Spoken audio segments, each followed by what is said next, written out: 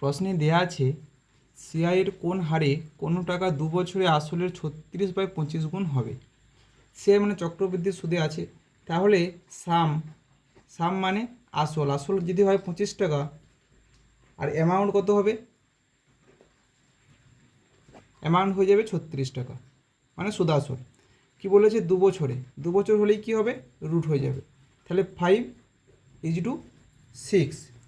আচ্ছা বাবু, 5 টাকা ছিল 6 টাকা হয়েছে, সুদ হচ্ছে ক টাকা, 1 টাকা, ক টাকার উপরে 5 টাকা, 1/5 ইন্টু 100 সমান 20% অ্যান্সার।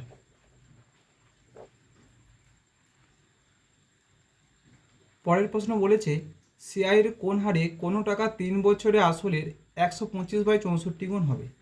তাহলে সাম কত ছিল, সাম ছিল 64, আর অ্যামাউন্ট কত হয়েছে, অ্যামাউন্ট হচ্ছে 125। কী বলেছে 3 বছর, 3 বছর হলে কিউ রুট হবে, তাহলে এটা হবে 4, এটা হবে 5। 4 টাকা ছিল 5 টাকা হয়েছে, 1 টাকা সুদ হয়েছে, 1/4/100 সমান 25%, এটাই অ্যান্সার।